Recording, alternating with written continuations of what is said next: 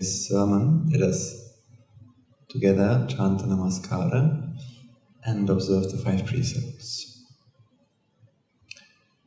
Before starting the Namaskara, let us take a moment to reflect on the fact that it is because of the immense sacrifice of the Lord Buddha that we are able to be here today and find out the path to our own salvation. Without this sacrifice, nothing could have happened, such as this. And out of immense gratitude, let us worship the infinite qualities of the Lord Buddha. Namo tassa bhagavato arahato samma sambuddhassa. Namo tassa bhagavato arahato samma sambuddhassa. Namo tassa bhagavato arahato samma sambuddhassa.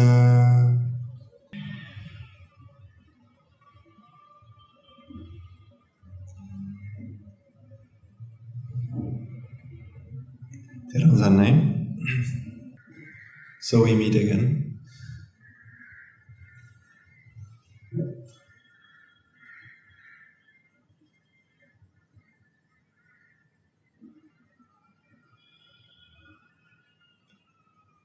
I hope that in the last few weeks you had good sermons and your practice of the path was successful.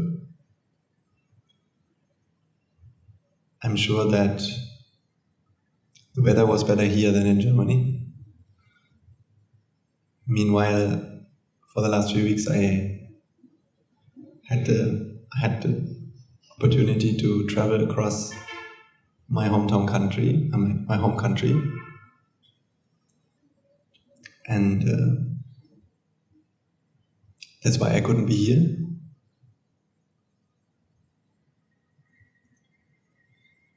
And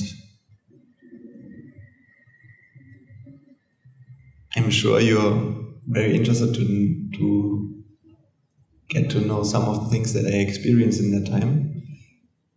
And I'm definitely eager to share some of these things over the next few weeks. And there's going to be a day when, I think next week maybe, when we are also able to show some pictures and videos, but we haven't been able to finish that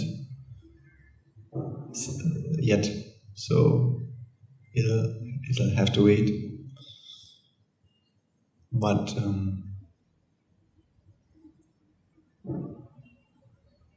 together with Mr. Felix, who is our Anagarika, us two, we were traveling across Germany for 5 weeks. Then we were in Poland for another week. So in the middle of the winter, I think that time is probably the coldest time in all of the year. Especially in Poland, I think temperatures drop down to -20. So, but I mean, we didn't spend much time outside. So people took great care of us, which I didn't expect. But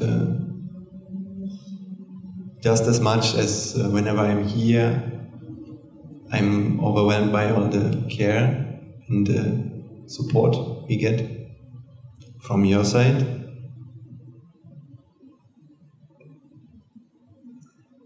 I mean, you can just imagine, we went with 2 bags, 2 luggages. We came back with 3. So somebody offered a luggage to us. And that luggage was basically full of, everyone asked us in the monastery, bring someone with you. That means bring someone who wants to stay with us, which is of course our goal, right? We want to bring people who want to practice the Dhamma and become an Anagarika someday. It would be a great addition to our family. The family which is the monastery and you all as well, all of us. So that didn't happen yet, but actually there are some people who have got the intention to come in this year, and but what we did bring was just a lot of chocolate. So I think that's the second thing people are asking for in here is what did you bring? What kind of chocolate did you bring? Did you bring some chocolate? So of course in our monastery it's not like you can just walk around and give it to everyone. There are rules, but yes, everybody got his chocolate. And that third bag was basically full just with that. And we never asked for any. So that seemed to be the thing that people like to offer most in Germany. And we were really surprised because sometimes we met, we spoke with, as an example, on our very first few days, we got the chance to speak to a Christian priest father. He was part of what we call usually very strongly Christian group. So I never thought that such a thing would be possible, but it was a really nice conversation. And at the end of this conversation, he offered to us like such a big, I don't know, not a chocolate, but a kind of traditional Christmas treat to us. And well, we never had any of it because, well, we can't eat everything that people offer to us, that's too much. But we brought it, and we were happy because whether people knew it or not, they had a chance to offer something to Mahasangha.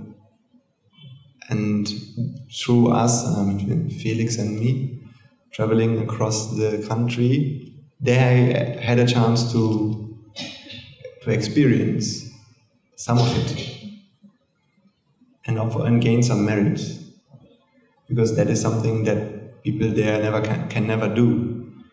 I mean, it was simply maybe sometimes pure curiosity to know what is a Buddhist monk, what does he do, how does he look like, how does he behave, and what does he practice, which was probably the biggest reason why people came. And concerning the fact that they didn't know us, and Buddhism is not really something that people know much about. Considering all these circumstances, I think the interest and the amount of people who came was quite large, most times. So most of the events we had like 20 people, and sometimes we went to villages or small places, not big cities. Still 15-20 people showed up, really interested, listening to us, discussing with us, and so many great encounters happened. I feel that one of the blessings of that we have experienced, Felix and me, is whenever we went, we only had this, we always try to have this thought in our mind, may myself and may all the beings, all the people around me, so in German it's mögen nicht alle Wesen, in their hearts, may they be free from suffering. May they be free from suffering in their hearts, and may they be in peace and happy. So nothing fancy. But we always try to have this in our mind when we met people, because we always thought that we really don't know what we are here to do, right? But we will see. We let the universe guide us. The universe will send us the right people, and the universe will send us what we should do. So we let the universe do the planning, and we'll just follow. So that is what we try to do.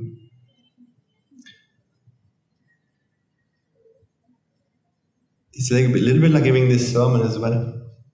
I don't come here with fixed idea of what I want to explain to you.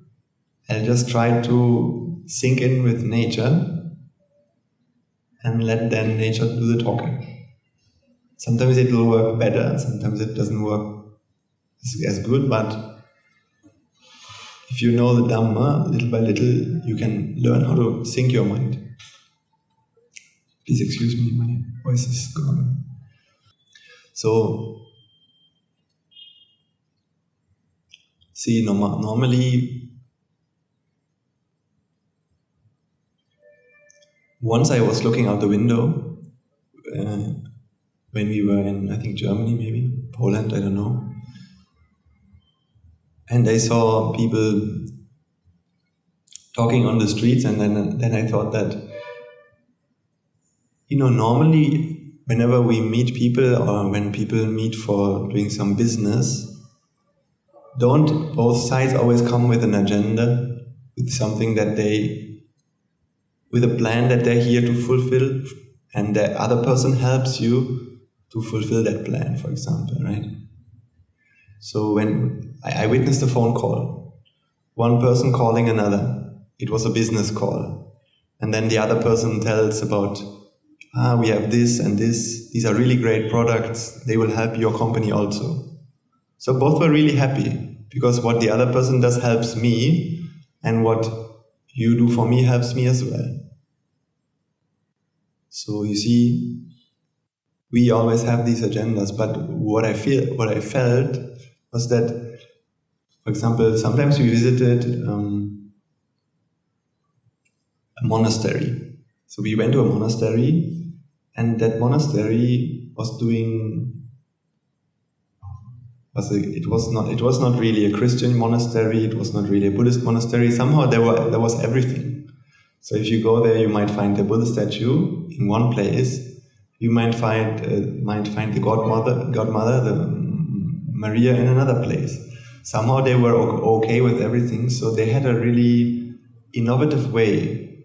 They were really creative, and they were looking for a new way of spirituality. And somehow somebody thought it would be a good idea for us to go and visit it. So when we went there, all we really did was we just listened to them. See, when you think that you have to do a tour and share Buddhism with people, there can be a mistake that you can do if you make this your agenda. Because then people might feel that. And who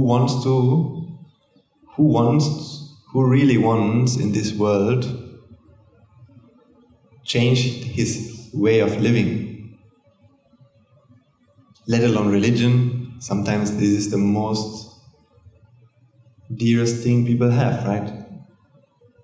For people, the religion is a big part of their identity. So if somebody comes and wants to tell you that you should change your religion, then I don't think many people would like to do or even listen to such a thing. So that way you can't do it. Because you see, then I have an agenda, right? But if my agenda is only there to have a good time, not just for fun, not like that, but actually to feel the other person, understand her, and then to think about what can I give her to make that person's path better. Not to come to my path, but to make this path more successful. Sometimes it just meant you just go and listen and let the other people talk. Then that is the best way we can promote Buddhism at that moment. When they feel that we don't have an agenda, we don't want to put anything on someone, right?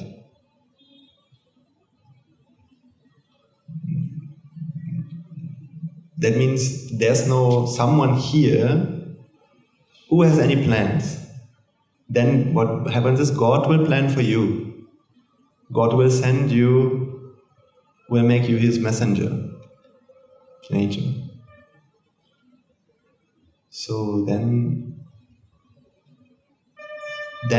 many times out of these conversations people could feel something about Mahasangha or something about the Buddha, I don't know, whatever you call it. And then sometimes out of great pleasantness, they offered whatever they had. So,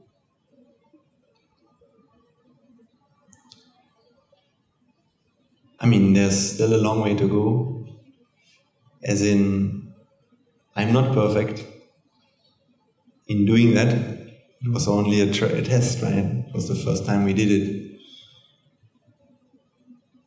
And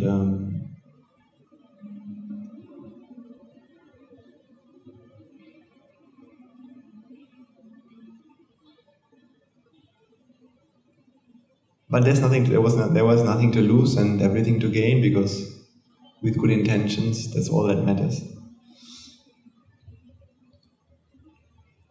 And I remember our Amadasana Thero, a few weeks before we went to Germany, he had to go to India for a few days.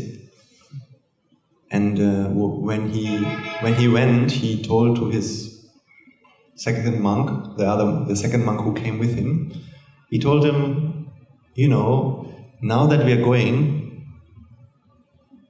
by helping the people there, there's really nothing we can gain from that. Not even the merits is something we really need, because we can do merits here as well and we have enough. Still, of course, we should do merits, and don't misunderstand me. That's important, but that shouldn't be everything. That should not be the end of everything. Just the merits that we have done. For a true Buddhist, there should be more. Merit has to be, but that should not be everything. So, what Amadasana Thero was saying is that the only thing really that will matter at the end of this tour is how much did we contemplate. It means how much did we apply and practice the Dhamma actually for ourselves. That's the only thing that will matter for our development, and without that also we can't really help anyone else. So then Felix and me, we always remembered that point, and we try to do our best to make sure that we practice properly. And then we go out and help and try to help, try to do something good for others. At the end of our 6 weeks, we had the chance to visit just near to my family's place in Poland.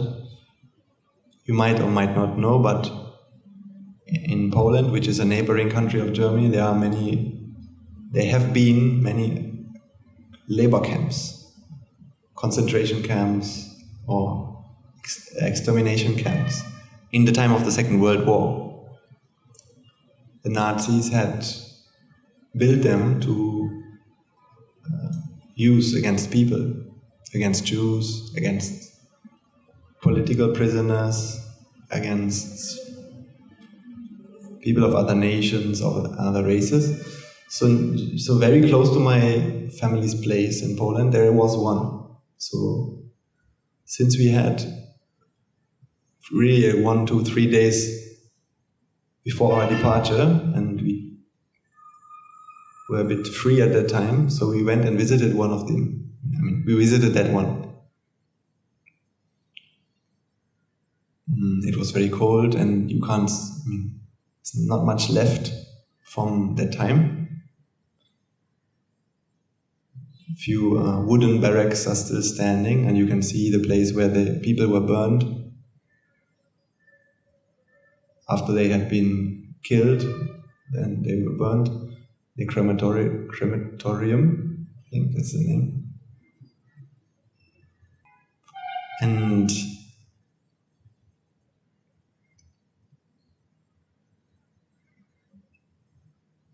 for people who are living such a good life, like us today, that may be sometimes a good reminder of life can also be a bit hard. You all maybe know more about life than what sometimes you can see, right? For example, you might believe in the samsaric journey, right? Do you believe that there's something called samsara? You don't have to, but I'm saying,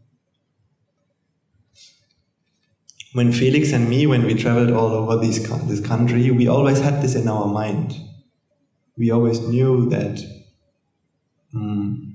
as good as this looks like, there's something much, much more beyond, but people can't see it. So when we went to this camp, at least we could feel that, well, that must be a place where everyone at least can start to think something, at least.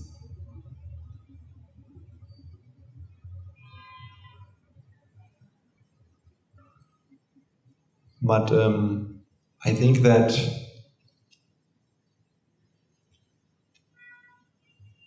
of course everybody goes there and feels sorry for the people for the people that were victims of these brutal things that happened. But as Felix told me and said very rightly, sometimes that can be just the beginning of the suffering that awaits beyond this life.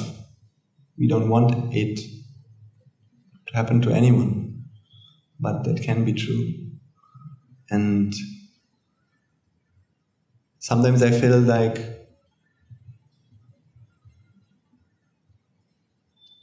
should I really be sorry for the people who have died here?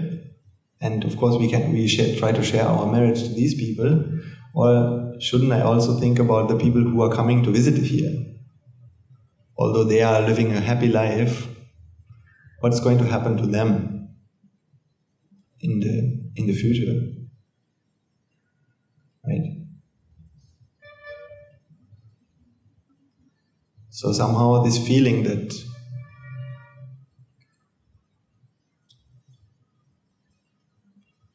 we need to help people find happiness and come out of the samsara. So I felt equally sorry for the people who died in these camps than for the people who visited these camps today. It was my experience.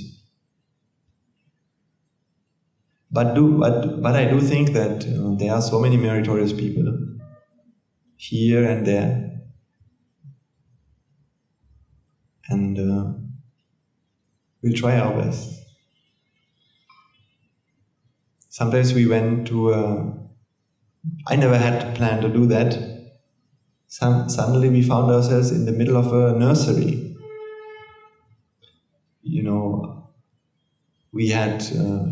We were invited for a dana, and then this lady who used to be a friend of mine a few years ago, she suggested to go to a nursery. So then we were thinking, is it for us appropriate to go to a nursery or not? But she really insisted, and she told us, I really want you to go to this nursery because I really want the children in this nursery to see a monk, to know what is a monk. Just for them to see that, because I'm very sure no one, probably in the whole city, has ever seen really a monk, right? But for an adult, it is not the same as for a child. If you because the things that we do in our childhood that influence us for the rest of our lives, right? What we learn in childhood as normal will become what we feel as normal most of our lives. It's really hard to change for most of us this kind of idea, right? So then we thought, yeah, why not? I mean, why not go there to a nursery and spend a few minutes there? I mean, the children will surely be happy to see us. And when we went, everyone was happy to see us, not just the children. I mean, the children, they were happy, but also, I think they were so dumbfounded. They looked at us and they couldn't understand what was going on. So they were really speechless. But all the women who worked in that nursery, they were equally amazed. How can it be? A Buddhist monk comes into this nursery. That's like the most rarest thing that could ever happen, right? Why would a monk come to this nursery?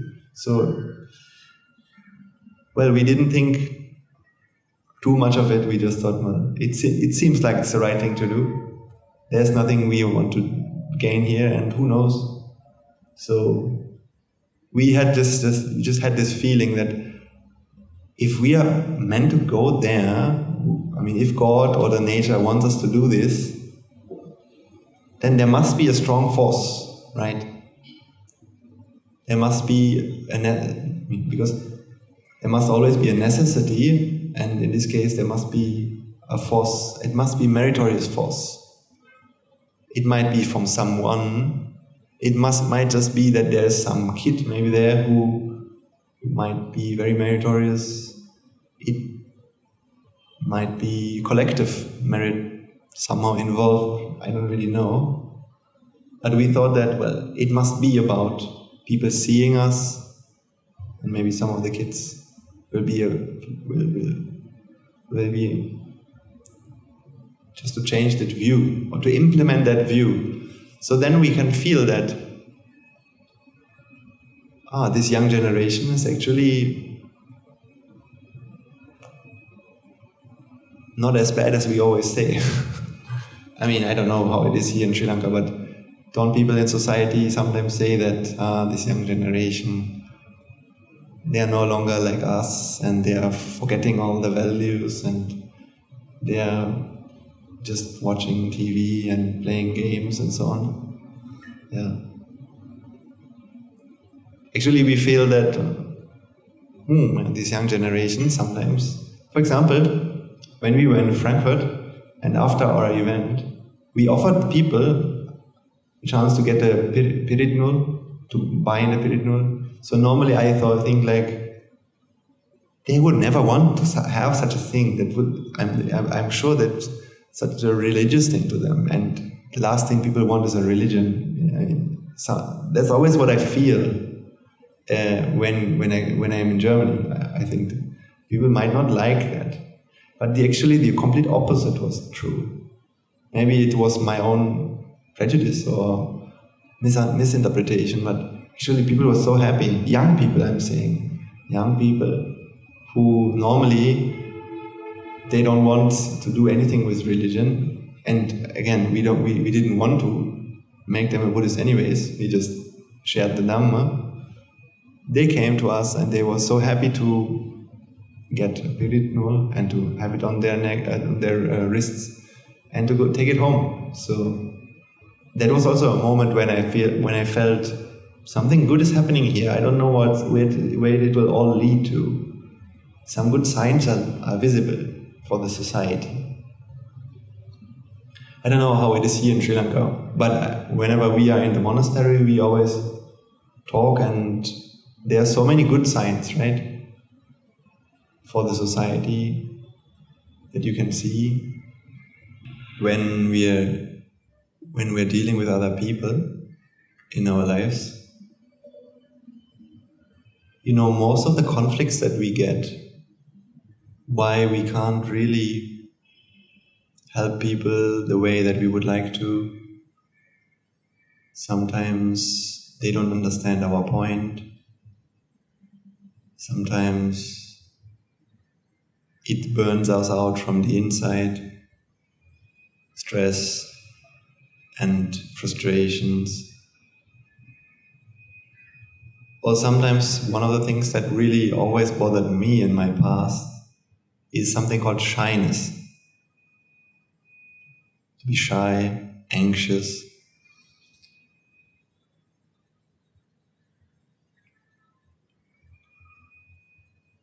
We talked in the past about being as a parent, and your child wants to play computer games. Or when it comes to handling your colleagues. Really the biggest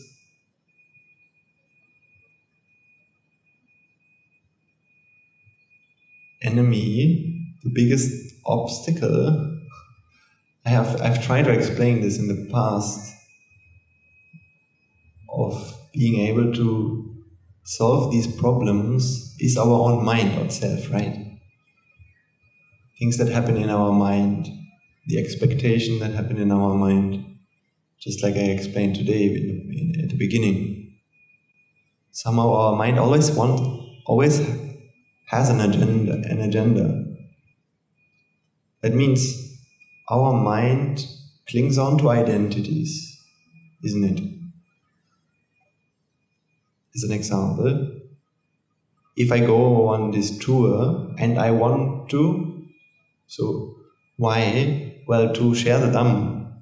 Can't that be an identity? Can't that be an agenda? So then what is a successful tour? Well, a successful tour is if I have shared the Dhamma a lot. What does it mean, sharing the Dhamma? Well, speaking about the Dhamma, having many listeners, right? Would you say it's a success if just one person comes? No, conventionally that would be a failure. So let's take the same for being as a parent. What as a parent are we supposed to do? Well, taking good care of our children and trying to make the child happy and educated and fully, in all respects, capable person for society, right? Something like that. Would that be close enough? So then see, when we have this as an agenda, we will also measure our own success in terms of whether we have been able to do that or not, right? And then again, our mind has an agenda. This is just one example. You will find it in your life as well in many ways, these identities and agendas.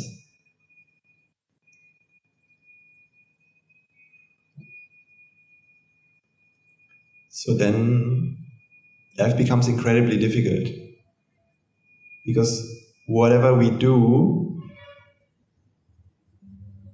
we not only do it for others, we can't help ourselves, right? As much as we want, as much as we try, we just can't fully do it for just the others. But there's this agenda that has to be fulfilled. I mean, I can speak to teachers, because I am also having this experience as a teacher in my own life at the moment in the monastery. I have to teach kids. Now these kids are going to write their O-levels soon. Some of them, like in a few months, they have their O-levels. So,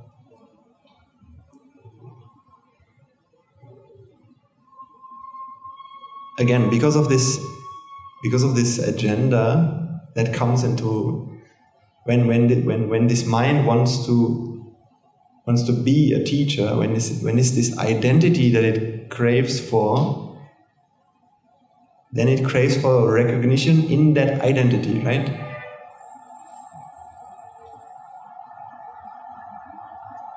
And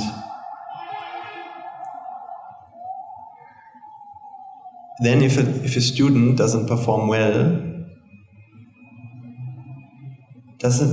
don't we take it personally? So if my student didn't perform well, then what does it say about me? You see, everyone around us who doesn't have the mind of an arahant, who's not infected with this disease of jati. So you see, jati you can think about this word.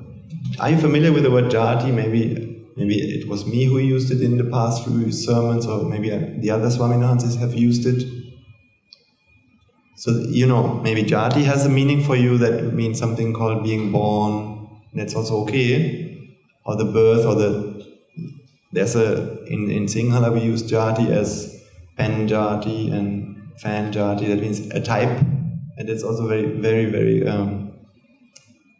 deep and good way to think about jati.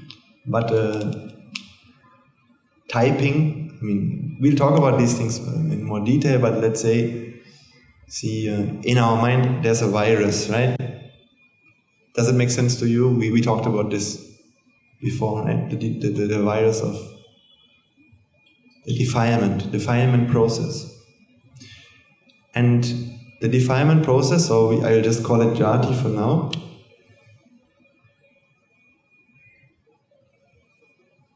See, one thing that it does, in English, I would simply call it personalization. Personalization.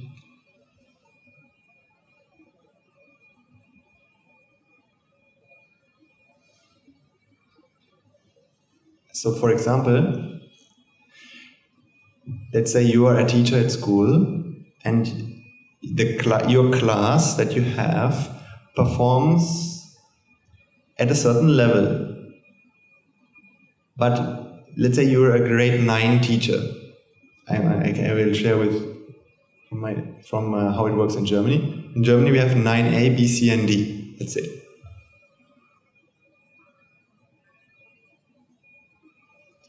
So these are 4 classes in grade 9, and each of them have their own individual head teacher.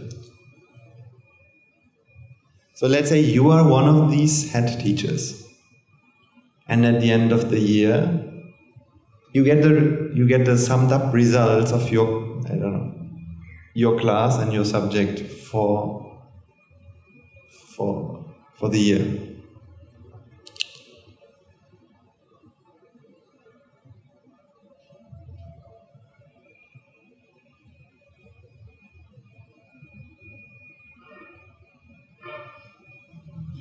Let's say you are the teacher of 9A.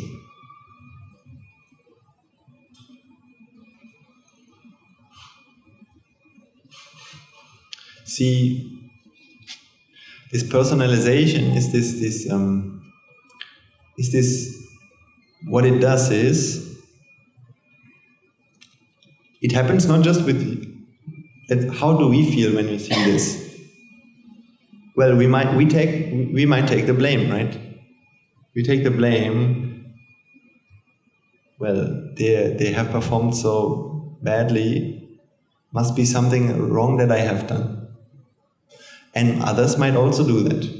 So generally, we always ask the question: who is at fault? Who is responsible for this? Who has done the mistake? So this personalizing everything that happens in life. that is a disease that our mind has.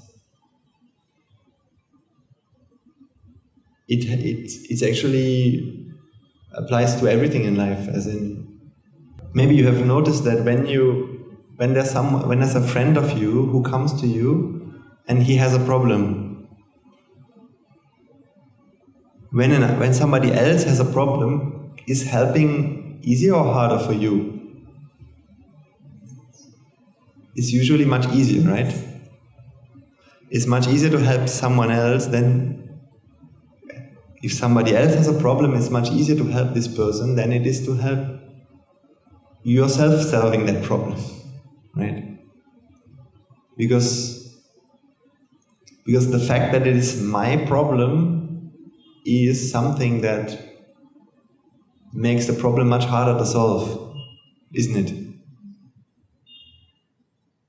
Actually, the problem is the same and the answers are the same, but when it is yours, the mind can't think clearly,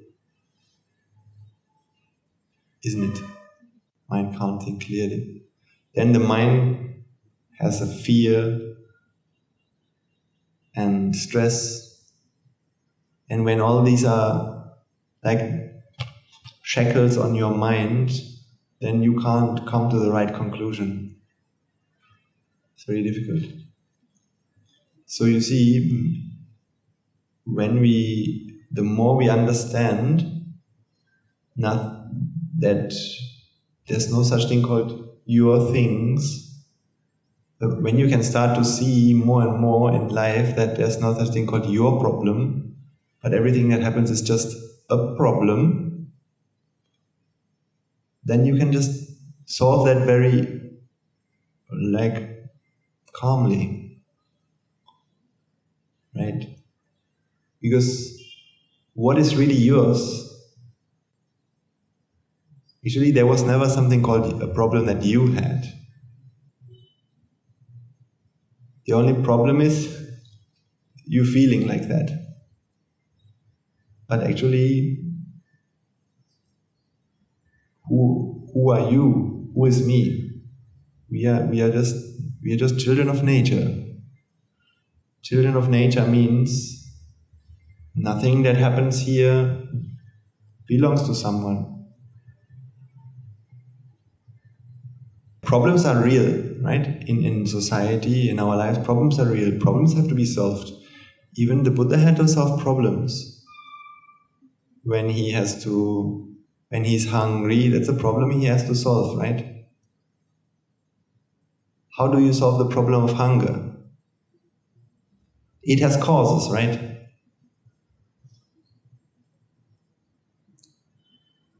So you need to remove one of the causes. So what do? What is the only way to solve hunger? Eat.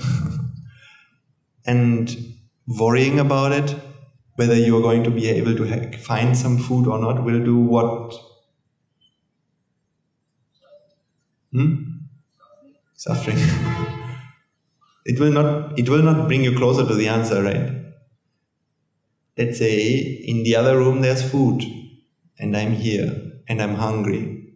So what will bring me closer to the answer, to solving this problem? Well, every step that I take, every step I walk will bring me one step closer to the answer. So that is something I should do. And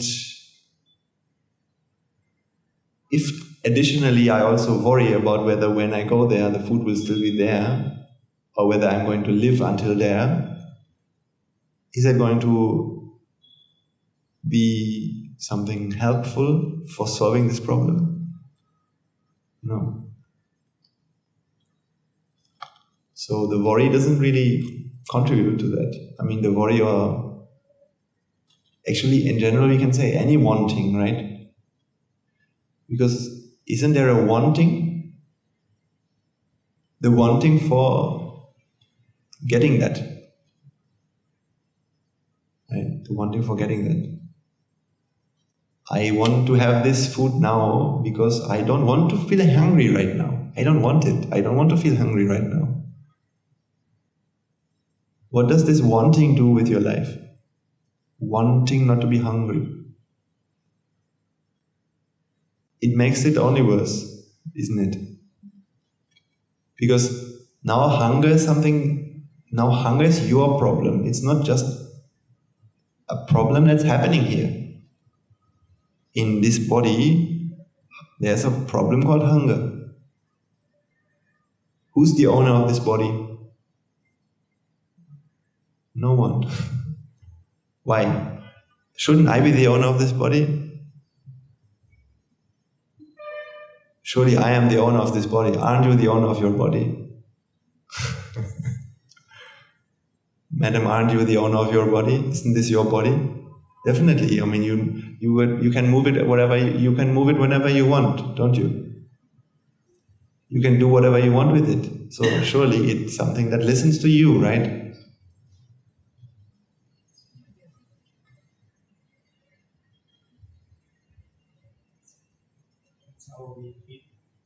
That's how we feel. Yeah, I mean, now again, first we have to prove that this is not a body that belongs to you, to me.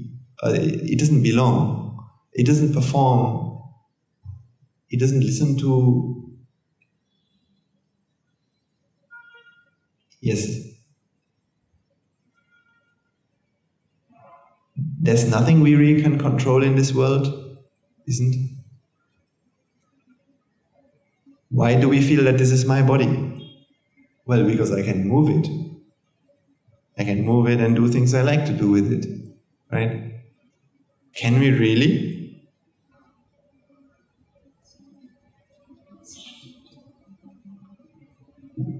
What part of this body are we the master of? None. True. But surely, when you think about your past, didn't you do a lot of things with your body? I mean, playing football, maybe driving, walking somewhere, eating. Weren't these things that we did? Or were these things that happened? Why did they happen? Did they happen because we wanted to do them? Or did they happen because there were causes that came together to manifest that effect? See, the reason why I came in walking in here and worshipped the Buddha in the morning, was it because I wanted to do that? Surely, yes, there was an intention. Intention was there, right? The intention to walk was there.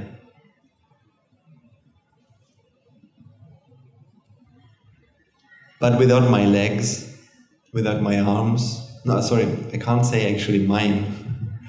Without these legs, without these arms, without this brain, would the effect have manifested?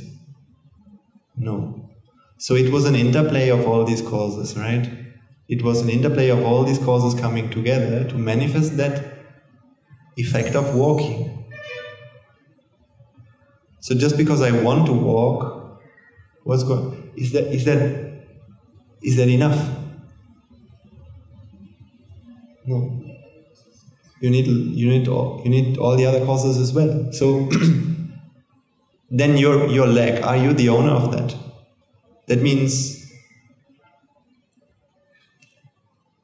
does the leg listen to you? Then you should surely be able to say that this leg is going to be here and it will always keep working, right? So when I want to... There's a good experiment. Once my teacher asked me this. Look, when you take your hand, surely you can move your hand, right? Look, can't I do so many things with my hand? Oh yes. That's because I can do all of these things. Now, you can do this, right? Can you also do it the other way around? Can you also lift your finger up in the other side? You can go down, but you can't go up. Why? See, the only reason why we can do this, because actually we can't move this, right? I can't move this here. I can't move this finger. Why does this finger really move? Because there's a current, isn't it? There's a current flowing into this hand. And because of the way that the muscles are arranged, from that current a contraction happens, and this is how it moves. Isn't the brain not giving the instructions to the finger to move? Yes, definitely. The brain is sending the instructions, but the brain is not sending, please move your finger down, right? Otherwise I could ask the brain to move the finger up. But that's not something I can do. See, the thing is, all that really comes into your finger is electricity, right? Some sort of action potential. The scientists call it action potential. So imagine I would go into a surgery and I would turn around these muscles here. I mean, let's say from my ankle here, I'll just twist everything. Let's imagine that's possible. Now, by wanting to move it down, what will happen? It won't happen. What will happen instead? It will move the other way. See, the only thing that really traveled in here was a current. And then based on the muscles, it moved up or down, right? So the point is this: you can't move your finger, as in the way you want your finger to move, you tell it to your finger and it will happen. Because surely then you should be able to move your finger also the other way. You can't do that. It is because of the anatomy of these muscles, and of course the nerves and the brain and so many things, that this movement is happening. But we take credit for this movement, right? Don't we?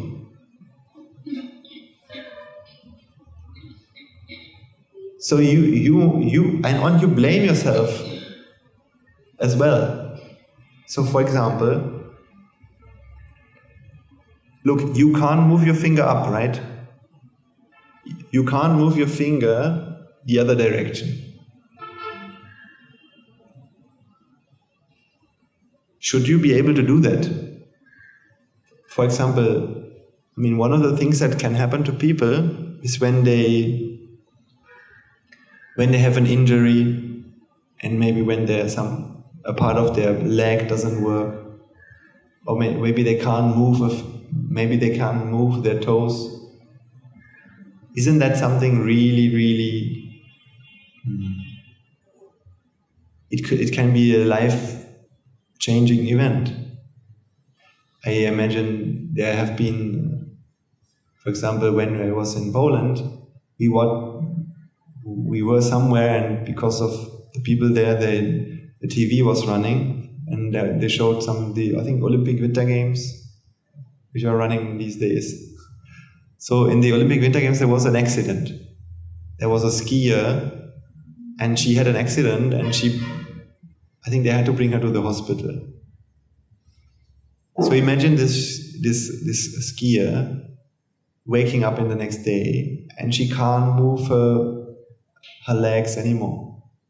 And the doctors tell her that you will never be able to move your legs anymore. Will you not suffer a lot? Couldn't the same happen to you as well? So, how does our mind feel at that time? Oh no, I can't move my legs anymore. And therefore there's grief, isn't it? Grief, sorrow, vexation, sadness.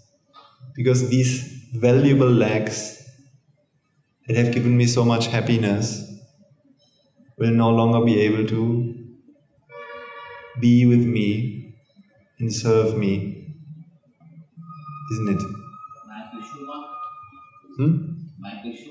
Ah, yeah, I was actually thinking about him. The only problem is, I think he didn't only have, after his accident, it was not just a physical disability that happened, but more than that, I think, I don't really know. So there's more than that, I think, in this case, unfortunately.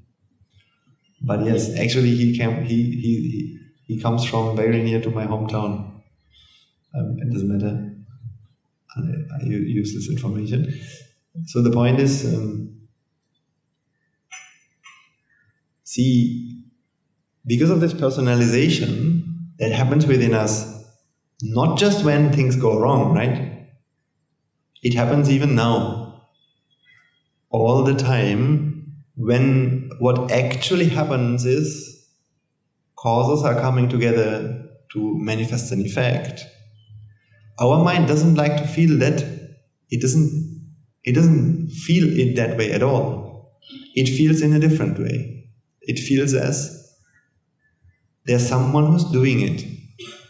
There's someone who's in control. There's someone who is actually the owner of it. Not just body. It can be anything. Right?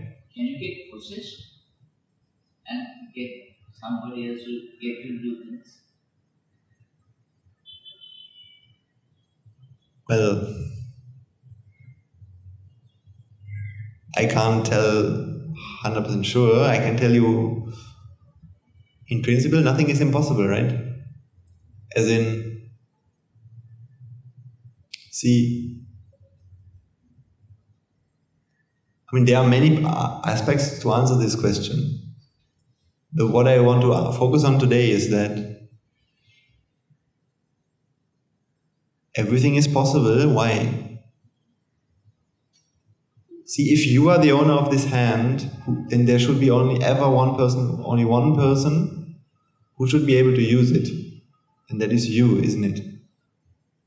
Now, scientists will agree with one aspect. They will say, no, there's not things called demons and spirits and these things. It's all nonsense. That's what scientists will say. But one thing scientists will agree. If you plug in an electric generator to your shoulder and stimulate this nerve, would this hand not move just the same way that it does when you do? When so-called you does it? Yeah, it will do that. See, the hand really doesn't care whether the current stimulating these muscles comes from an electric machine or from the brain or from you or wherever, right? It doesn't really care. Because for the hand, it's all just electricity, right? And actually, what is the brain? Isn't the brain just the same as an electric generator? It is the same. It's also just a machine, right? See, brain and a computer or some kind of a machine, there's not much difference.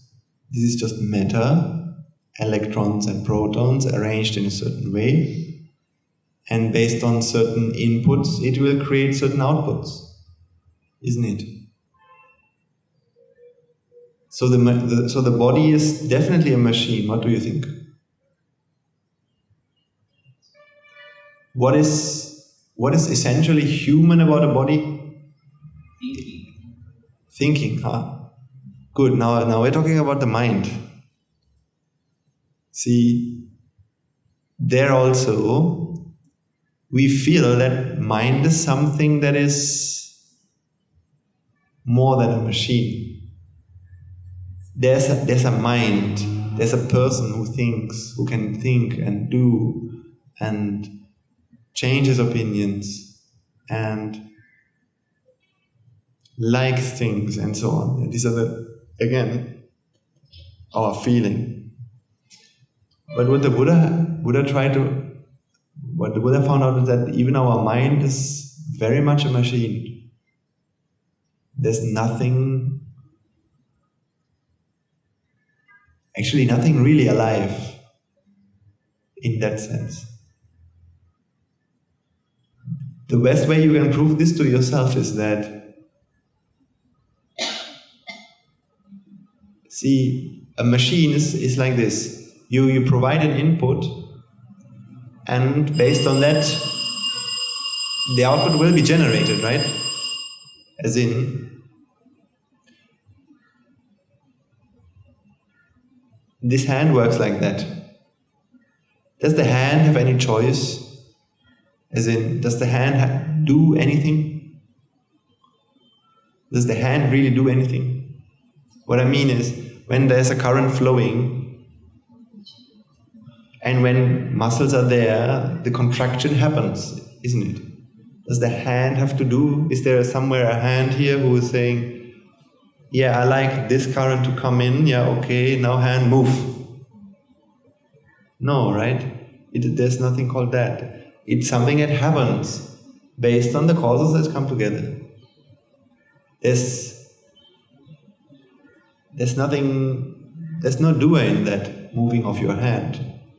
So then, now, what about our mind? See, the mind also works the same way.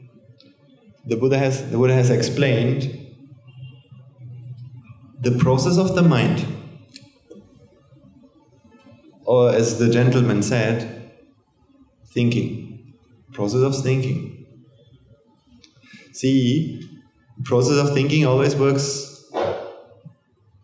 according to a 5-step process. This is the algorithm. It's like a computer program that's running. A computer program has an algorithm that it always performs, right? Steps that it follows. Mind is the same. And the Buddha called it as Rupa, Vedana, Sanya, Sankhara, Vijnana. In English, we would say, Rupa means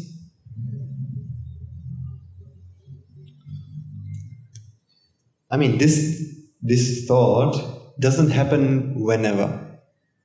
Thoughts don't happen when you want them to happen, right? Do thoughts happen when you want them to happen?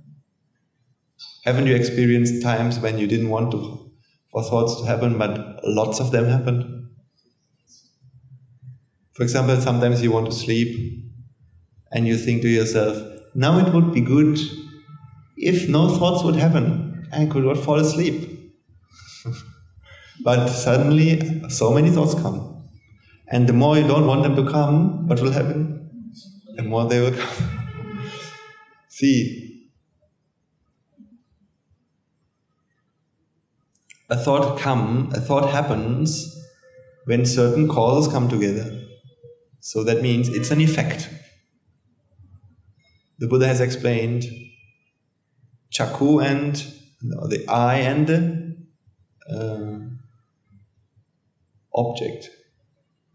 Right? So, simply spoken,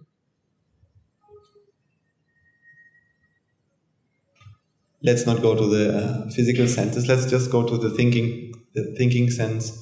So that the Buddha explained 2 things are coming together here, which is the mana Dhamma, what we call as the idea, and the mind.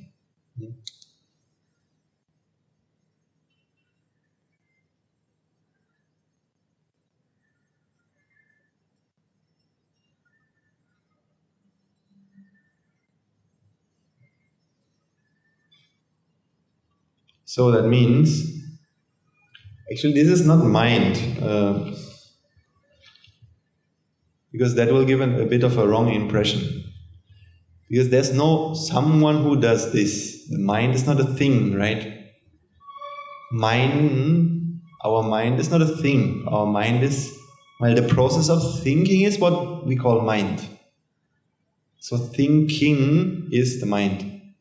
It's a process. There's no mind like that. So I would rather call it, there's something called the mind faculty.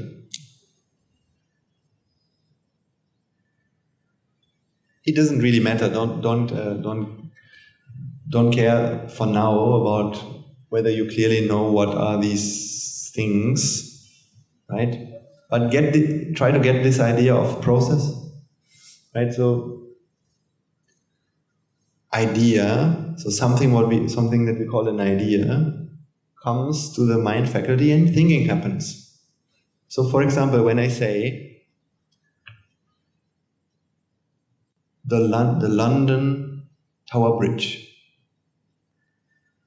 what happened right now in your mind when I said the word London Tower Bridge? First, a sound wave or an acoustic wave travels from here to your ear. Is there a London Tower Bridge in that wave? No. Then an electricity travels to your brain. From the brain something happens and we don't know, but ultimately first there's a perception of a sound, right? Sound happens. Not sound happens, hearing happens, right? And in that hearing, so what is that hearing? How does hearing happen? Let me write down these 5 steps.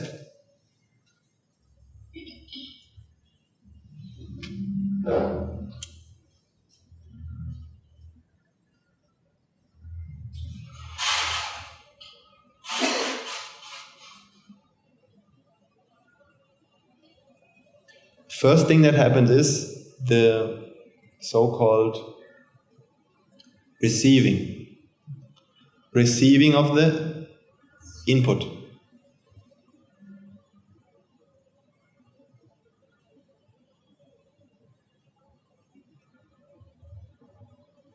And it's always important to stress this ing. So it happens, it's done. There's no one receiving. It's not someone who receives, receiving happens. Next part is the registering.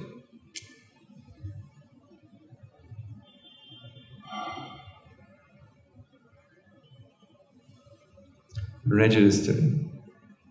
Or notification. Notifying. Right? That is what we call Vedana.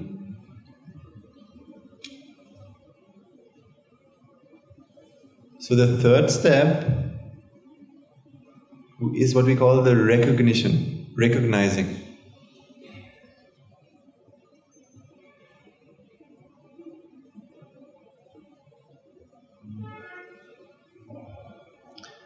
For example, when I'm giving you this, when I'm saying the word London Tower Bridge, it is in this step that this sound will be checked with your memories, and then from your memory bank it will pull out some kind of a picture of this of the London Tower Bridge, right? If there's such a thing in your memory bank, right? Sometimes you don't know what is London Tower Bridge, so maybe you will just recognize that there's a word, or that there's a bridge, because maybe you know the word bridge. So when you know the word bridge, then a generic picture of a bridge comes to your mind, but not the London Tower Bridge. Let alone the fact that you all might have different images of Tower Bridge in your mind based on the perspective of where it has been shot. Maybe you went there once, I don't know. So then it could be all these different aspects, right? So then, see, that's how the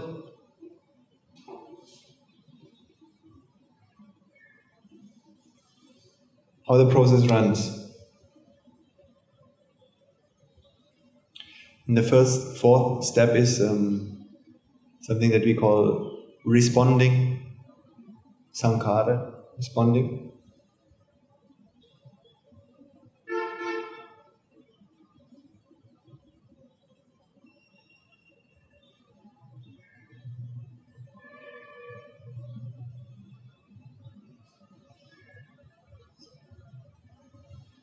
So it's something like that. So a response is generated in the mind. There's not someone who responds. Responding happens based on the input. Just as much like this action happens. Exactly what you're saying, that response is generated not through our control. Yes. It's virtually an automatic response to what has been fed in, like a computer. Yeah. A response is generated based on the inputs. Inputs as in external inputs and the configuration of the system itself. As in the input has an impact, and who you are, I mean, not who you are, I mean, how the system is configured. That means, as an example, when you have a computer, when you give it an input, it'll do something and produce an output, right? So the input has an impact on the output. So if you change the input, a different output might happen. But the computer and how it is programmed is also important, right? So the thing is, what we are here to do, what the Buddha wants us to do is actually only change not the inputs. The inputs means the stimuli from the external world. These are things you will never be able to control anyways. But there's a way that we can, so to say, repair the machine, the mind itself. Because the response, although it is not directly in our control, so for example, if I tell you, can you be sure that from today onwards, you will never ever be able to get angry? You will never ever get angry anymore? You will never respond in an angry way? Can you promise me? No, you can't do that. So then you can't say that you are really in control of the responses, right? Good. But, or for example, things like this. Sometimes you will meet people and immediately you will start thinking, I don't like this person. So, and then sometimes you will catch yourself doing that, and then you will think to yourself, oh, why am I thinking so badly about this person? Or sometimes you don't care. That, anyways, it doesn't matter. But you see, you blame yourself for doing that. Actually, yeah, you blame yourself for doing that because you feel that you have done this. But actually, what you need to understand is that was a response which was generated based on all these causes which came together. Which were the causes? Well, there was the sight object, and there was eye and brain and so on, and there are views in your mind, not in your mind. In this mind, or this mind runs on views. So views are something like fed into this faculty, or the mind base as we call it, and then when you put an input into this faculty, it generates thinking. Thinking happens and then output is generated. So what you're saying is? Definitely. I mean, we what we should do is we should try to control our responses based on what we always learn as good and bad, no? And try to have good intentions. That's what preaching is about. That is Dhamma, that we have to bring into our mind in bringing about the response. That is your practice. I mean, I will deliver, but you see, in many ways, what you understand and what you think will be different between all of you because of the views which are there in your mind and memories and the way that the interpretation happens. So So although the mechanism is the same, the configuration of the system might be very different because of the views. Mostly it's the views that make an impact. So you see, I give you another good example. So when I came to Sri Lanka and I went to the monastery, I really wanted to learn Sinhala really quickly. Now, when I was in Europe and I have to learn French and I know German, that is not really difficult. You listen to some, you read some, and little by little you can speak. And if I ask a French person, "What's your name?" Then this French person says, "My name is Marie." So then this mind has lived in Germany, let's say, has associated people in Germany, and then if I ask a woman in Germany, "How was your name?" then how many Marias have I met? Maria, I don't know, 10? So this mind knows the pattern Maria, right? It has associated that pattern many times, Maria, because the mind runs with pattern recognition, right? If there's a pattern that the mind has already recognized many times, and if there's something new that you get, which is something that is very much, let's say, reminds you, or very much similar, if there's a similarity to a pattern that is already known, reminding that is very easy, right? So for example, if I go to France and I ask someone, "What's your name?" and that person says Marie, I will not have to ask her twice, because I know Marias. So the mind is not something I do. The mind will immediately make the connection and see the similarity in the pattern. And then remembering will happen very easily, because then that's when all the causes are there, right? That's when all the causes for remembering are there. Now, when I started to be here in the monastery, sometimes I will ask someone, and he says, "Sahiru." And I have to ask 5 times, 6 times, until I remember it, because Sahiru sounds like nothing I ever heard before.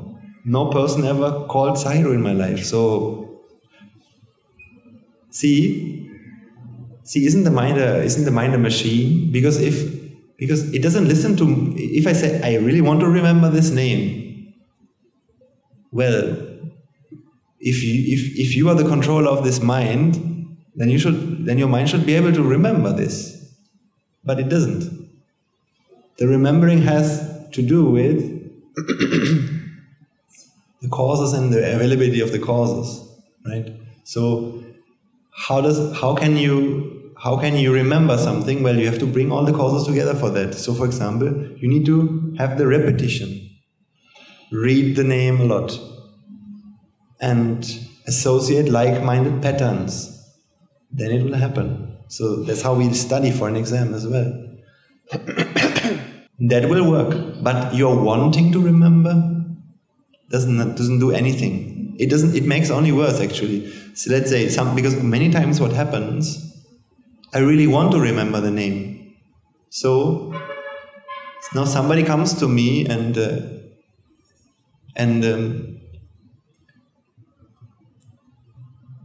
or let's say somebody asks me, "Do you know what that person's name is called?" And if I really want to remember, then yes, I know. Let me think about it. So then when there's this strong urge, I should know this name. I should. Now you put yourself under a lot of pressure. And when you should know something, or what if I will not remember this name? What if I will not remember this name? So then definitely you will not remember. Right? So you see, the wanting always kills.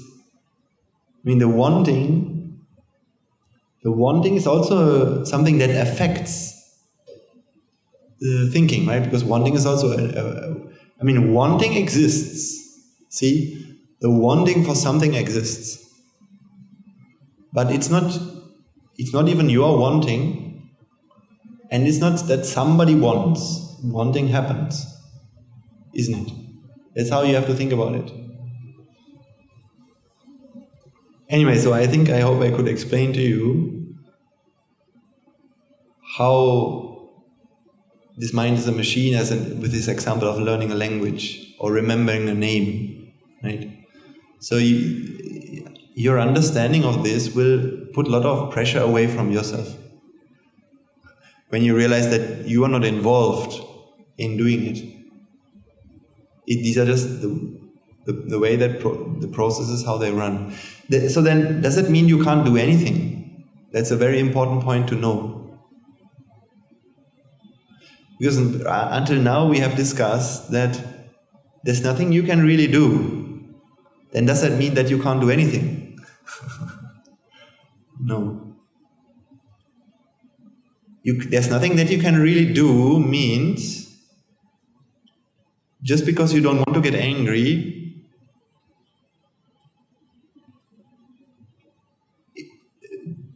just your wanting not to get angry will not do it, because wanting has no impact and you are not the master.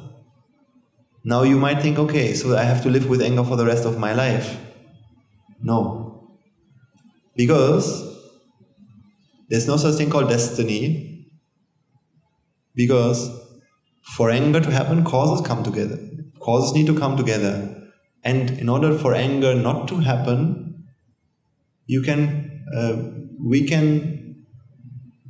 when the causes don't come together, then the anger will not happen. And also, when anger happens, how can you get rid of it? Just by wanting it to go away, will it happen? Let's say you have a headache and you don't want to have it. Will something happen? It won't go away when you don't want it to happen. What will happen? You will get angry and sad, and that will only make the headache worse, right?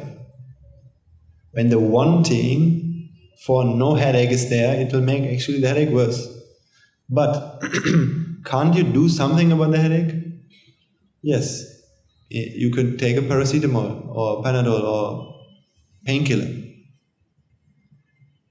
So what you can always do is try to remove the causes. Try to change the causes. So in that sense, although we can't stop being angry today just because we don't want to be, there's a way, there's a process to rid the mind. There's a process of coming to a state of mind that never gets angry anymore. Or better to say,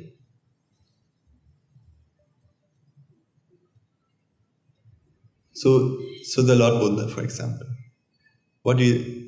there's something that the Lord Buddha cannot do that we can do. He couldn't. There's something we can do that he couldn't do. Do you believe me? Usually we say he could do everything, but there's something that he really can't do, but we can do it very easily. Get angry. Exactly. Even if he wants to, he can't. See? Why is that? He has control of his mind. He doesn't have control over his mind. Yes, true. And neither do we, right?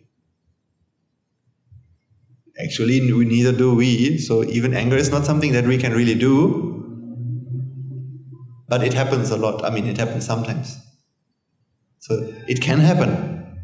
Because in our view, it's like we are running around with this, it's like somebody has immersed us in oil. It's like somebody, when you were born, somebody has taken a bucket of oil and it pulled it and dipped you completely in that oil, but it's invisible, you can't see that. So that now you're always running around with this oily substance, and whenever somebody throws a matchstick to you, anger happens. So the Buddha doesn't have this oily substance. So what is this oily substance? Ignorance or attachment, or ignorance and attachment, as you think, right? So we can say it's ignorance, and where there is ignorance, there will always be attachment.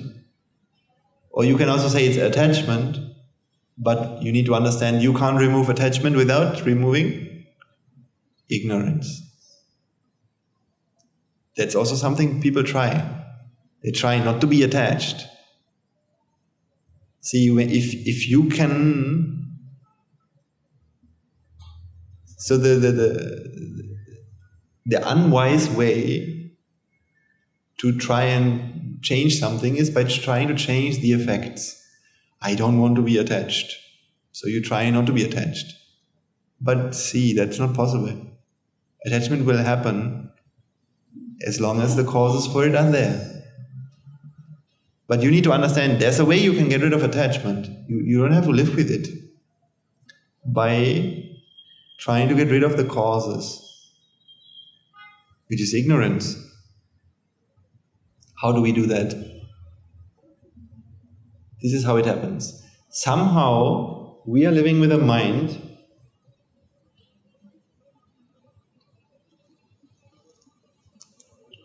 Let's say that's your mind. What I mean is that there are many views, mostly views. And what is ignorance? Maybe that's a good question to think about as well. What is ignorance? Because it's something you maybe have learned since you were born into this world, and people talk about avidya and what does it really mean. But I'll give you a very simple way to understand ignorance. It is something like wrong knowledge. Okay. A good analogy is something like that. You want to book a ticket to Argentina, right? Let's say, you tell the computer, please book a ticket to Argentina. Now the computer has a list of countries and cities in that country, right? So then the computer has knowledge, and in that knowledge it says,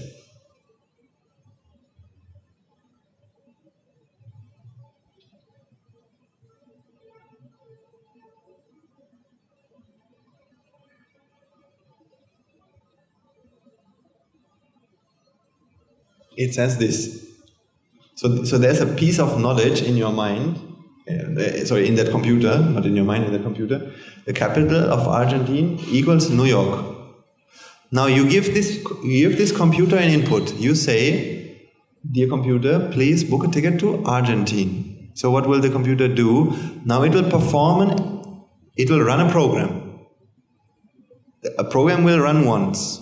It will take your input, take this knowledge, and produce an output, right? What's the output going to be? It will book a ticket to where? To New York. So is that a successful output or a distorted output? It's a distorted output. That's not what we wanted. See? But the computer may ask, where in Argentina? It may come out with that response as well. Yes, true, if it's programmed like that.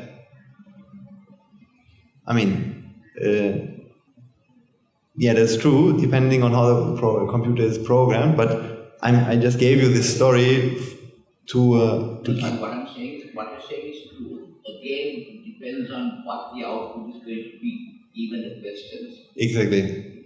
Even that question also... That's right. Yes. Because of the way it's... So, this is just this example is here to understand this knowledge that the computer has, that it uses to run the program, as in capital Argentina equals New York, that is an example of ignorance, right? Which means wrong knowledge. You could say like that. So in our mind also, the same exists. There is knowledge, or knowledge of views, and they can be right, and they can also be wrong. So a specific type of wrong knowledge is what the Buddha called ignorance. It's not, I mean, for example, of course, if I go and ask you maybe what's the capital of Uruguay, you might not know, you might know, depends. Or you might also, sometimes you might have wrong knowledge as well. For example, if somebody asks me who won the World Cup in 1966, so maybe I'll say France, but it has been England. See, sometimes we have this wrong knowledge. That is worldly wrong knowledge. That is not a problem. There's a specific kind of wrong knowledge in our mind referring to this anicca, dukkha and anatta, and that is the cause of creating this effect called suffering in our lives, right? Suffering and creating the samsara. However you look at samsara, it has many ways, many meanings. Samsara has many meanings. It can be being born again and again. It could be always running after something. Even in this life, aren't we always running after the one thing and the other and the other? That is also samsara. This feeling of personalization, being a person, is also samsara. There's many more meanings, but let's focus on this point here. So now you understood hopefully what is ignorance, wrong knowledge, but not just any wrong knowledge, referring to a certain kind of understanding of the world. And because of that, so imagine your mind today is like this. There's lots of knowledge, but the Buddha has explained, by the way, in your mind, there's also a lot of the knowledge that your mind has associated, not your mind, this mind is wrong. So what you are right now is perceiving happens. If I ask you, who are you right now, then aren't you right now hearing, thinking, seeing, smelling, these things, feeling, touching? These are the only things you are. That means you are nothing more than the running of this machine. See? So that means if you want to get rid of this experience of suffering, can you ever get rid of this? Can you ever get rid of these wrong outputs as long as this data is faulty? No. So somehow we need to change these views. But the problem is there's no one here who can change them. There's no person here who can change them. But there's a way you can do it. There's a process how you can change these views. And that's what we call the Noble Eightfold Path. The Noble Eightfold Path is a process that when you follow it, the cleansing of the mind happens. But is there actually someone who practices the Noble Eightfold Path? Actually, no. The practice happens. How does that work? How does practicing the path happen? It is doing merits. Doing merits is the resource. Oh, it's already 10:30. So we're going to finish soon. But that's a good way to conclude. How does practicing the path happen? How can we change these views? We need to have the resource, that is the merits. Because this mind, with every running of the program, it can create what we call karma, merit and demerit, or what we call a necessity, right? It can create a necessity. That means if your mind has a necessity to attain Nibbāna, that necessity will start to make things happen. The necessity to attain Nibbāna. But for the necessity to attain Nibbāna, you need to have a certain worldview, right? Otherwise, you wouldn't want to attain Nibbāna. This is the biggest problem. Attaining Nibbāna is not so hard as soon as you understand why you should do it. As long as you don't understand why you should do it, you will not want to do it. Because again, there's no you here involved, right? Otherwise you could say, well, I want to attain it, so I'll do it. But for everything we need reasons. For wanting to attain something, that is, I think there are these four bases of spiritual power. Chanda, something, Virya, Vimansa, I can't remember the four. Chanda, Chitta, Virya, Vimansa. So, this is also talking about the same things, how we can achieve something. So, for Nibbāna as well, we need to understand why it's important to attain Nibbāna. That's something we learn here. If you really understand why it's necessary to attain Nibbāna, there's a necessity for doing it, and then your mind will always try and do merits related to that. And the more it does, this energy is created, and then when this energy comes back to you in form of vipaka, it cleanses the mind. So see, it's like this. Today you come to the sermon, and what you're associating here is you'll understand things. And your views change based on the inputs that you're associating. Because right now you're associating the Dhamma. You're associating the Dhamma. Not you, but this mind associates the Dhamma. When this mind associates the Dhamma, views get changed. Actually, are you going out from here the same way you came in? No, something has changed. What has changed? Views have changed. So actually you have allowed me to influence you. You allowed me to change your views. I mean, it's not that I can change your views, just going and doing it. But you allow me to speak and to consider what I'm saying. And based on that, automatically, your views get updated. That's not you doing it. It just happens. You just have to be actively listening to me, and it happens. So you walk out and you have changed views. That means some of these, let's say, inputs have been changed. And that's how you have progressed on the path. Then with that new understanding, you hopefully will have more motivation to practice the path and do merits, and you do that as well. Or actually all these things happen now, and then these new merits will grant you new opportunities to associate the Dhamma and contemplate and practice. And then these will again change your views. It's like a feedback loop. And eventually, little by little, you can get rid of all this wrong knowledge. So for example, for me, years ago to today, I can see that a lot of these views have changed. But that doesn't mean that I'm never getting stressed or vexed or angry. It still happens, because the view, there are still lots of faulty views in the mind. You need to see, this is like a jungle, right? This is like a jungle. So many, it's a network of wrong views. Huge thing. But what we can do is, step by step, correct it. And the more effort you put in, the more output you get.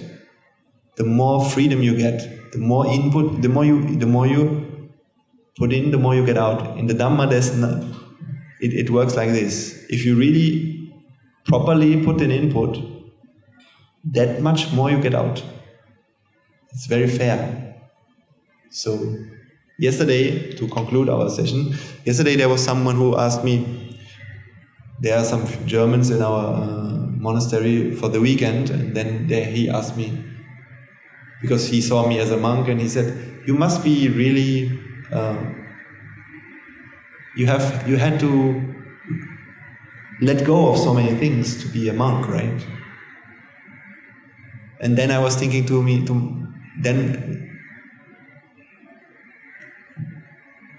because I felt only one thing in my heart at that moment, which was just pure freedom and happiness, something I never experienced in that way in my lay life. So I thought to myself, you must be renouncing a lot to live the way you do. So because we always say, right, for a monk, he has to let go. He has to let go of so many worldly things, right? But I see it the other way around. A person who lives in the society has to let go of so many things because he can't enjoy what I am enjoying. But again, it doesn't matter the way the lifestyle we do, but when you practice this, the happiness you will get will be a different one than the one that we are normally used to, but you will not feel that you have to let go of anything. Actually, you'll be filled for the first time in your life, properly filled. As time goes on, as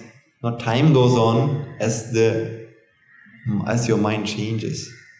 So that's what happens to all of us who practice. So that's why try your best and put everything in that you can do with a good heart, because it should be with a good heart.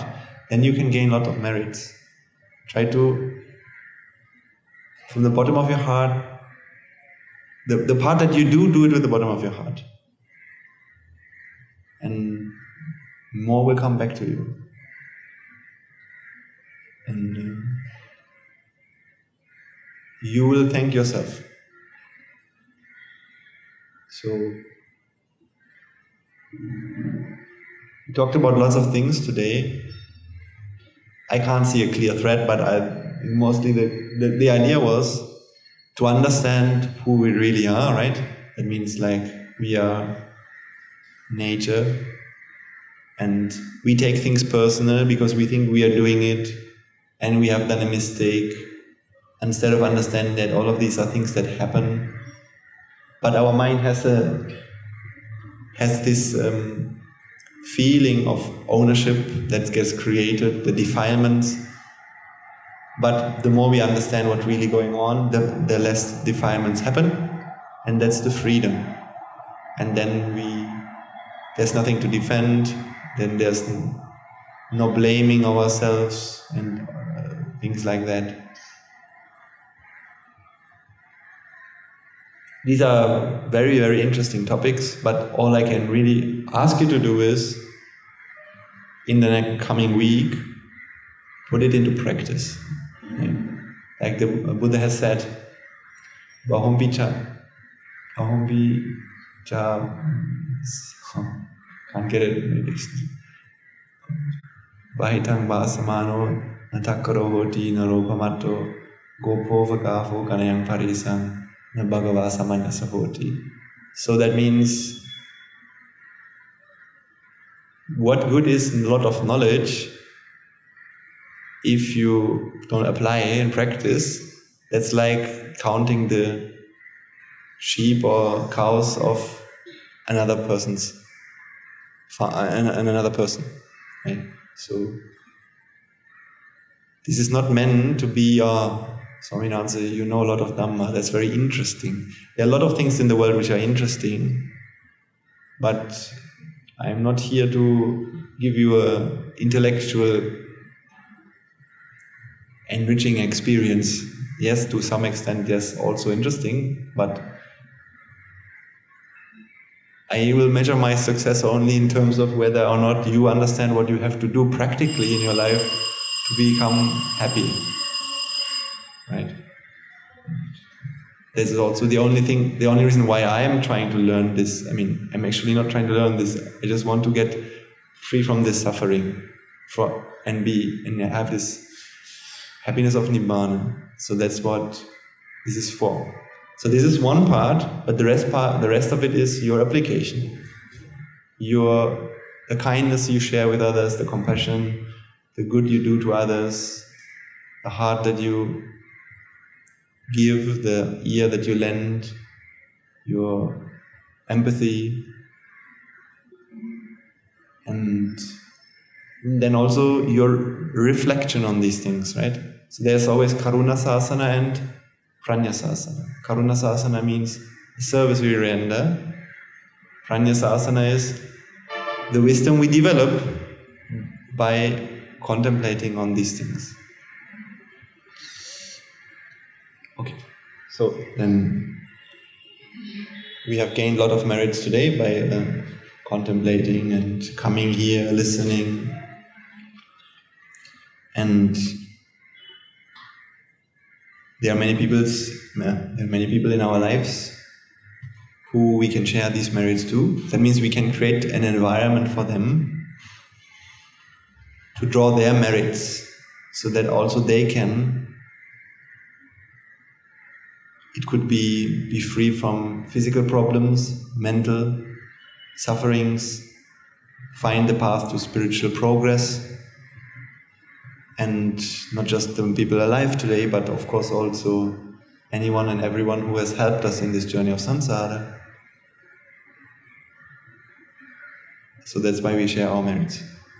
Let us take a moment to transfer all the merits that we have acquired by making offerings to the infinite virtues of the Noble Triple Gem, by coming to the sermon, listening to the sermon, and ushering the Swami Nahanse, making various offerings,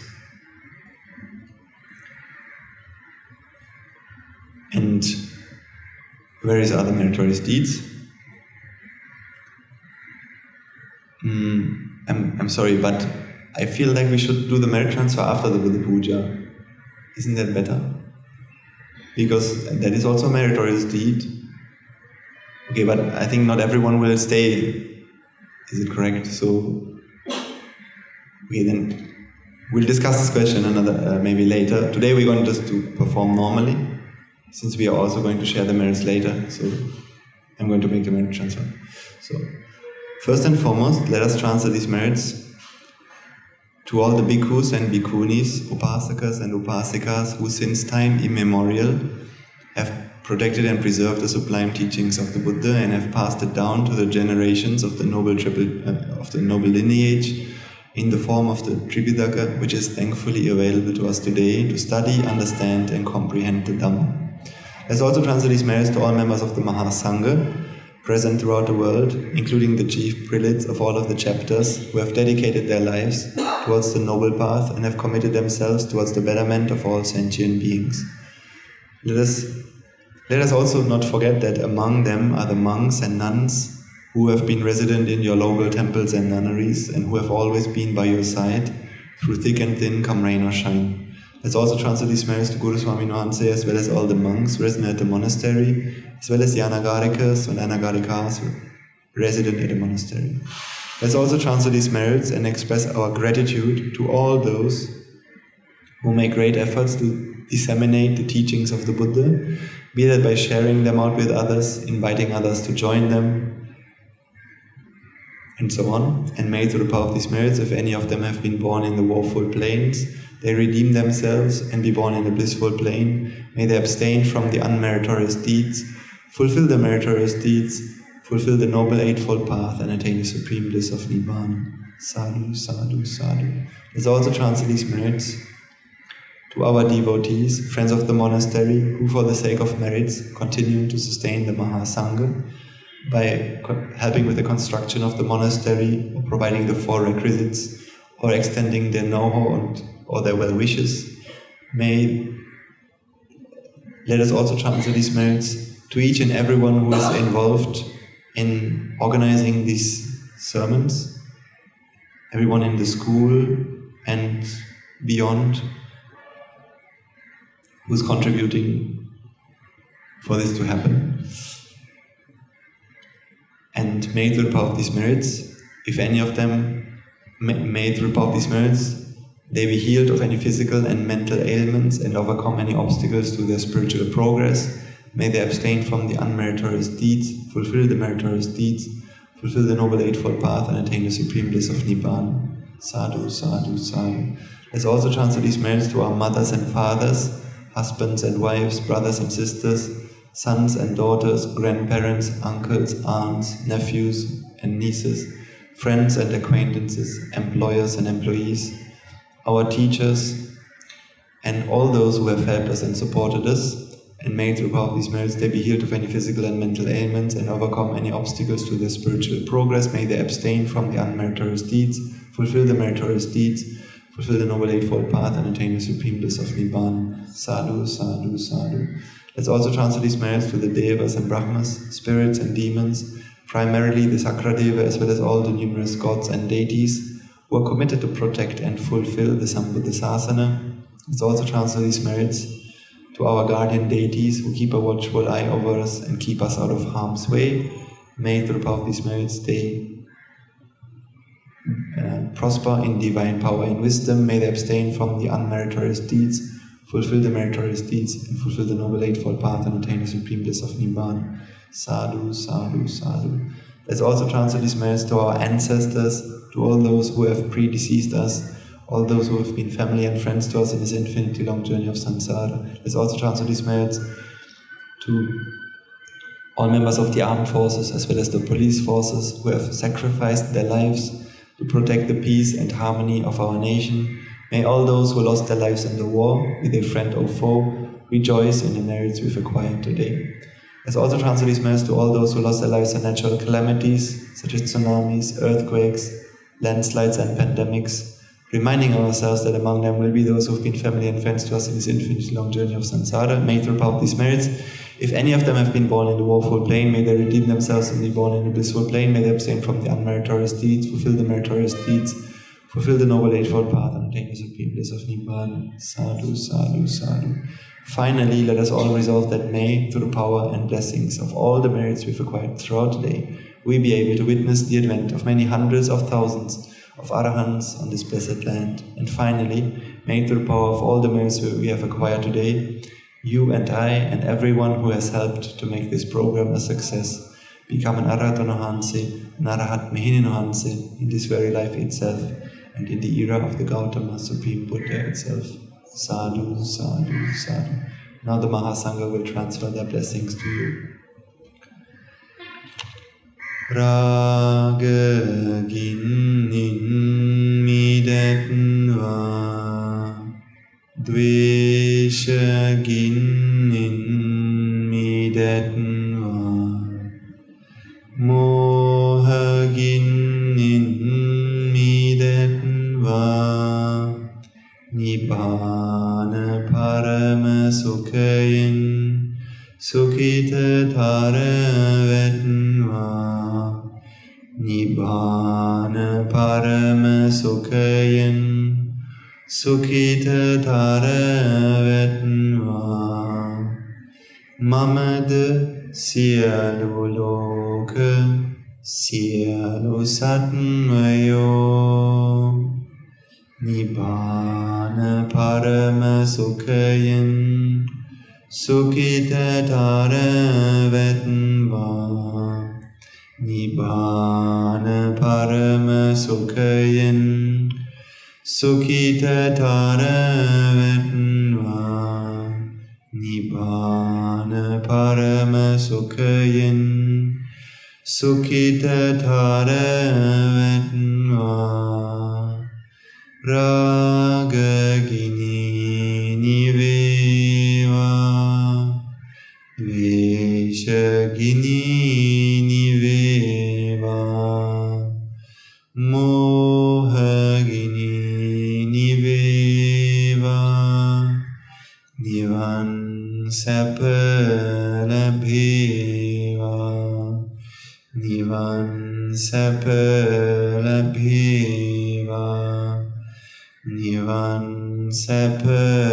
lapeva. Tunuruangi suisi ananta mahaguna bilen siela loka siela satyo Nibbāna paramasukhin sukhitaramitva. Sadhu sadhu.